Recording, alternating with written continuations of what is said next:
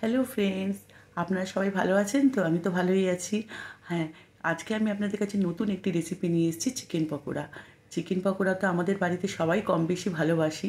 আপনারাও ভালোবাসেন চিকেন পকোড়া খেতে। হ্যাঁ, chicken pakora restaurant style chicken pakora আজকে আমি করব। কিন্তু চিকেন পকোড়া রেস্টুরেন্ট স্টাইল বলে ঘরে করলে আরও সেইটা মানে আরও ভালো হয়, কেননা ঘরের তৈরি খাবার তো খাওয়াটাই আলাদা। এবার আমি চিকেন পকোড়াটা করেছি, দেখুন কত সুন্দর সফট হয়েছে। আর চিকেনটা দেখেছেন, ভাঙলেই একদম নরম হয়েছে। আপনি চিকেন পকোড়া করতে গেলে কি কি লাগবে আপনাকে আমি বলে দিচ্ছি। প্রথমেই এর মধ্যে চিকেনটাকে আমি ভালো করে ধুয়ে নিতে হবে। এর মধ্যে গুঁড়ো লঙ্কা, হলুদ, লবণ আর রিফাইন তেল আমি একটু মাখিয়ে নিয়েছি।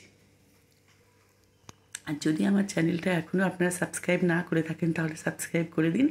আর ভালো লাগলে অবশ্যই লাইক করবেন আর কমেন্ট করে আমাকে জানাবেন আমার কেমন হয়েছে রান্নাটা।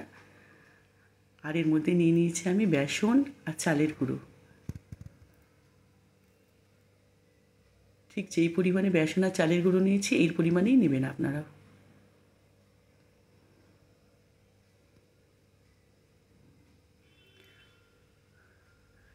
ভিডিওটা স্কিপ না করে পুরোটা দেখবেন, ভালো লাগবে। এখানে আদা রসুনের পেস্ট নিয়েছি, আর নিয়েছি কুচনো ধনেপাতা, আর নিয়েছি পেঁয়াজ কুচো আর সস, টমেটো সস। হ্যাঁ, টমেটো সসটা কিন্তু অবশ্যই দেবেন। আমি টমেটো সসটা পুরোটাই দিয়ে দেবো এর মধ্যে, আদা রসুনের পেস্টটাও দিয়ে দেবো, আর ধনেপাতাটা আর কুচনো পেঁয়াজটাও।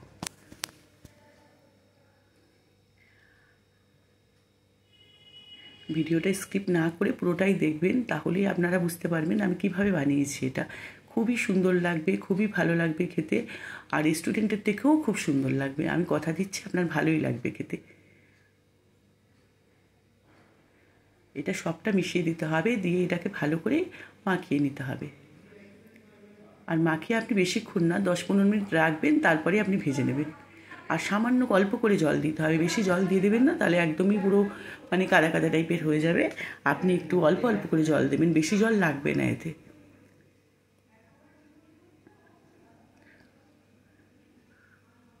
আমাদের পুরো মাখানোটা রেডি হয়ে গেছে, ঠিক এইভাবে আপনারাও মাখাবেন, দেখে নিন।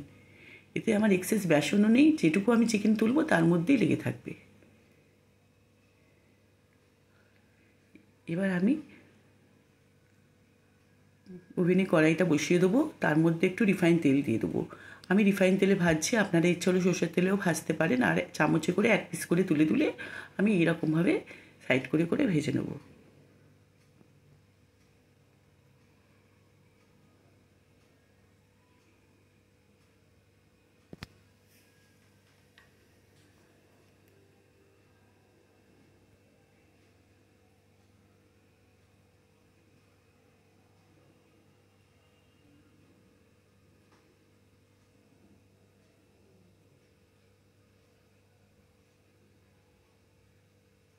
আপনার তেলে যতটুকু ধরবে আপনি ততটুকুই ভাজবেন একসাথে।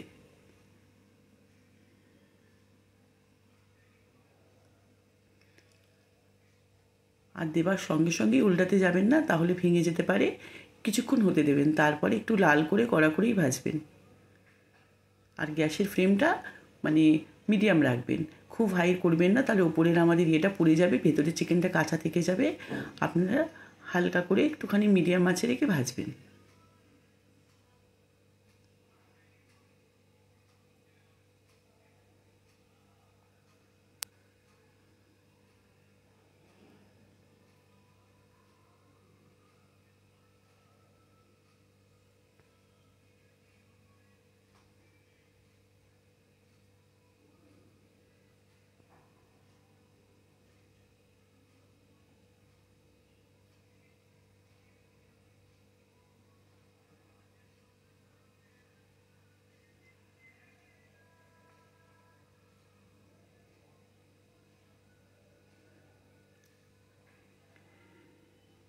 এবার দেখেছেন উল্টানোর পর একটু লাল লাল হয়েছে নিচটা, আস্তে আস্তে করে উল্টাতে হবে আপনাদেরকে।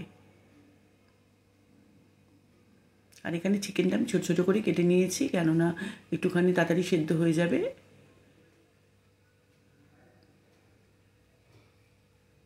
আপনারা বলবেন কেমন হয়েছে পকোড়াটা,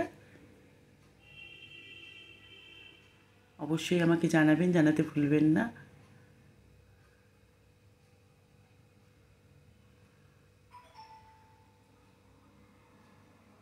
আর যদি আপনার ভালো লাগে পকোড়াটা, চিকেন পকোড়াটা, তাহলে আমাকে একটা লাইক করে দেবেন আর কমেন্ট করে অবশ্যই জানাবেন। দেখুন আমাদের পকোড়াগুলো লাল লাল হয়ে গেছে, রেডি হয়ে গেছে। এবার আমি পরিবেশন করলাম। দেখুন এখানে পেঁয়াজ কুচো, টমেটো সস আর চিকেন পকোড়া আর চা। আমার পুরো চিকেন রেডি। আবার পরে নতুন রেসিপি নিয়ে আসবো। ততক্ষণে